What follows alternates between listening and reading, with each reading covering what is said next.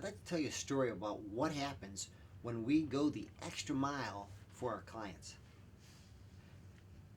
Chuck Ferguson of Ferguson Turf and Lawn Supply was sitting in his office one hot, humid afternoon in July up in Traverse City, Michigan, about 4:45.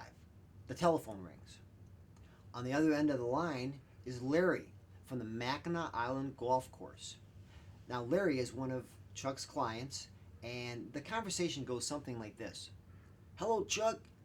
This is Larry up at the Mackinac Island Golf Course. We've got ourselves a real humdinger of a problem. Our one and only Jacobson's greens mower is broken down. It couldn't have happened at a worse time because we've got our #1 tournament that's going on tomorrow morning, and by golly, those greens have to be mowed at 5:30 a.m.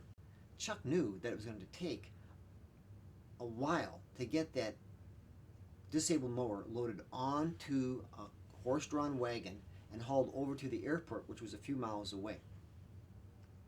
He went on to say that he had access to the family airplane and that he could get his best mechanic and probably be up there in about an hour and a half. Otherwise, it'd take them at least 4 hours by truck from Traverse City to Mackinac City, not to mention the ferry boat right across to the island.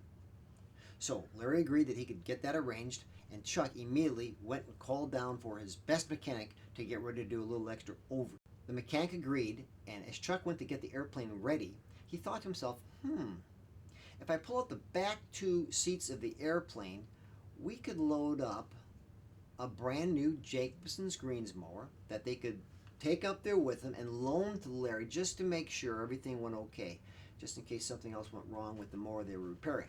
And by the way, they could just use it as a backup mower and use it right along with the other mowing that had to be done.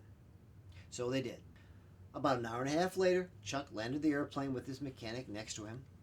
There was Larry with the disabled mower on the horse-drawn wagon and his two maintenance people. And as Chuck stepped down off the plane, Larry breathed a sigh of relief. There was Chuck, there was his mechanic, who was impeccably dressed, I might add, with a clean blue uniform at 6:30 in the evening on a Friday.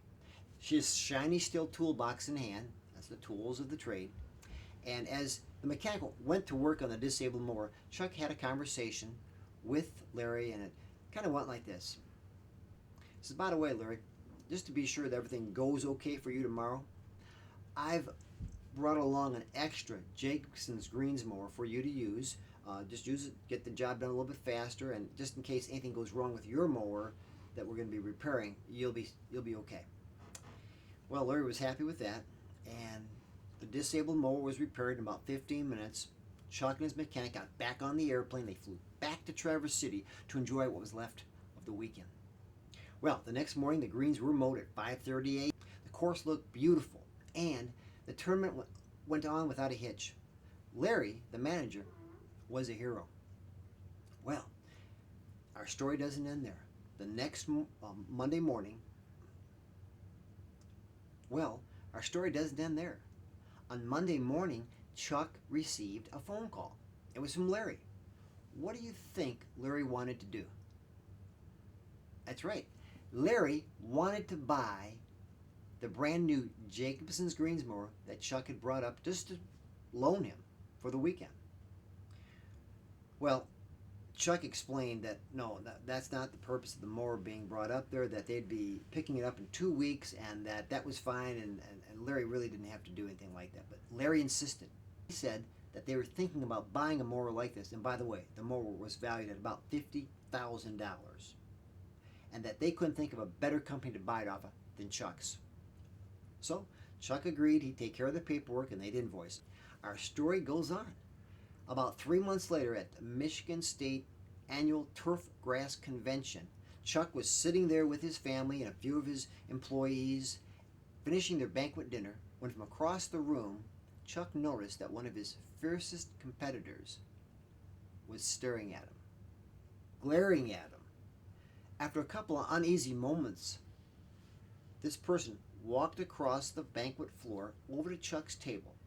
Apparently he had been drinking, and he started to wave his finger in Chuck's face, and he said, Ferguson, I don't know how you do it.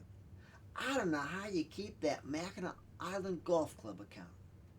I've been calling that guy for the last 5 years, and every time I'm up there, We bring him the best scotch. I buy him the best steaks. And we have yet to get any of his business. We don't know what you're doing, but we've tried everything. Well, Chuck just took it all in, stroked his chin, said, Leonard, I don't know. I don't know. It sounds like you're doing everything right. I wouldn't change a thing. Here's my point. If we go the extra mile for our clients and customers, they will stay with us. They will be loyal to us for a long, long time.